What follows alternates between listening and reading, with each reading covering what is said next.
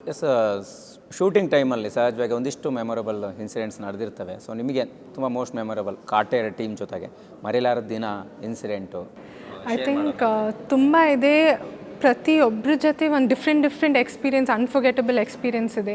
But I think most special, ನಮ್ಮೆಲ್ಲರಿಗೂ most special ಯಾವ experience ಅಂದರೆ ದರ್ಶನ್ ಸರ್ ಅವರು ಎವ್ರಿ ಸಿಂಗಲ್ ಡೇ ಒಂದು ಫೀಸ್ಟ್ ಥರ, ಒಂದೇನೋ ಹಬ್ಬ ನಡೀತಾ ಇದೆ ಅಂತ ಒಂದು ಫೀಸ್ಟ್ ಥರ ಸೆಟಪ್ ಮಾಡ್ತಾಯಿದ್ರು. ಅದು ಬಿರಿಯಾನಿ ಇರಲಿ, ನಾಟಿ ಕೋಳಿ ಸಾರು ಇರಲಿ, ಮಟನ್ ಚಾಪ್ಸ್ ಇರಲಿ. ನಾನು ಮಟನ್ ತಿನ್ನಲ್ಲ, ಮಟನ್ ತಿಂದಿದ್ದೀನಿ ಈ ಮೂವಿಯಲ್ಲಿ. ತುಂಬ ಊಟದ ಬಗ್ಗೆ ಇರಲಿ, ಅಲ್ಲಂದರೆ ನಮ್ಮ ಲೊಕೇಶನ್ಸು, ನಾವು ಗುಜರಾತ್ಗೆ ಹೋಗಿದ್ವಿ, ಮೈಸೂರಲ್ಲಿ ಶೂಟ್ ಮಾಡಿದ್ವಿ ಸಾಂಗ್ಸು, ಹೈದ್ರಾಬಾದಲ್ಲಿ ಶೂಟ್ ಮಾಡಿದ್ವಿ. ನಮ್ಮ ಸೆಟ್ಟೇ ಒಂದು ಊರ ಥರ ಇದೆ, ರಿಯಲ್ ಊರ ಥರ. ಸೊ ಅದೆಲ್ಲ ತುಂಬ ಸ್ಪೆಷಲ್ ಮೂಮೆಂಟ್ಸ್ ಇದೆ ಎಲ್ಲ ಜೊತೆ. ಈಗಾಗಲೇ 2 ಸಾಂಗ್ ರಿಲೀಸ್ ಆಗಿದೆ. ಸೊ 2 ಸಾಂಗು ತುಂಬ ಬೇರೆ ಥರದ ಆಡಿಯನ್ಸ್ನ ಕನೆಕ್ಟ್ ಮಾಡ್ತಾ ಇದೆ. ನಿಮಗೆ ಬಂದಿರೋಂಥ ಬೆಸ್ಟ್ ರಿವ್ಯೂ, ಬೆಸ್ಟ್ ಕಮೆಂಟ್ ಏನಾಗಿತ್ತು ಅಂತ ಯಾರು ಹೇಳಿದರು, ಏನು? ಅಂದರೆ ತುಂಬ ಕಾಮೆಂಟ್ಸ್ ಇದೆ. ನನ್ನ ಬಿಲೀವೇ ಆಗ್ತಾಯಿಲ್ಲ ನನ್ನ ಬಗ್ಗೆ ಇಷ್ಟೊಂದು ಕಾಮೆಂಟ್ಸು, ಇಷ್ಟೊಂದು ಕಾಂಪ್ಲಿಮೆಂಟ್ಸ್ ಬರ್ತಾಯಿದೆ ಅಂತ. ಐ ಥಿಂಕ್ ನನಗೆ ಏನೋ ಒಂದು ಅಮ್ಮ ಜೊತೆ ಕಂಪೇರ್ ಮಾಡಿ ಮಾಲಾಶ್ರೀ ಮಗಳಾಗಿ ಪ್ರೂವ್ ಮಾಡ್ತಾ ಇದೆಯಾ, ಅದು ಯುವರ್ ವರ್ತ್ ಇಟ್ ಅಂತ ಆ ಕಾಮೆಂಟ್ಸ್ ನನಗೆ ತುಂಬ ಸ್ಪೆಷಲಾಗಿ ಅನಿಸುತ್ತೆ. ಬಿಕಾಸ್ ಅಂದರೆ ಮಮ್ಮಿ ಥರ ಒಂದು ಲೆಜೆಂಡರಿ ಆ್ಯಕ್ಟ್ರೆಸ್ ಜೊತೆ ಕಂಪ್ಯಾರಿಸನ್ ನ್ಯಾಚುರಲ್ ಆಗಿ ಬರುತ್ತೆ.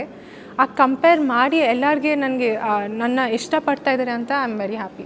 ಎಸ್, ಆರಾಧನಾ ಎಂಟ್ರಿ ಕೊಡ್ತಾ ಇರೋದು ಆರಂಭದಲ್ಲಿ 6 ಅಡಿ ಕಟೌಟ್ ಜೊತೆಗೆ. ಸೊ ಹಾಗಾಗಿ ಒಂದು ದೊಡ್ಡ ಕುತೂಹಲ ಇರುತ್ತೆ.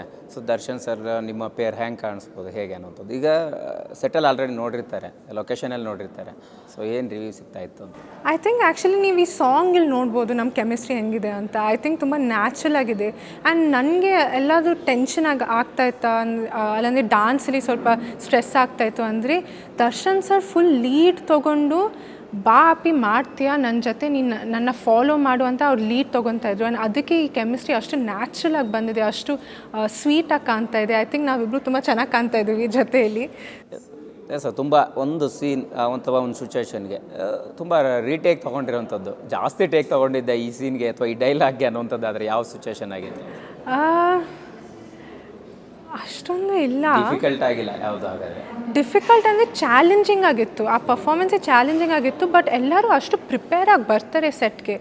ಕ್ಯಾಮ್ರಾ ಆಗಲಿ, ಲೈಟ್ ಮ್ಯಾನ್ ಆಗಲಿ, ನಮ್ಮ AD ಡಿಪಾರ್ಟ್ಮೆಂಟ್ ಇರಲಿ, ಡೈಲಾಗ್ಸ್ ಎಲ್ಲ ಪ್ರಿಪೇರ್ಡ್ ಆಗಿರುತ್ತೆ. ಸೊ ನಾವು ಬಂದ ತಕ್ಷಣ ಟಪ್ ಅಂತ ಹೋಗ್ತಾ ಇತ್ತು ಸೀನ್.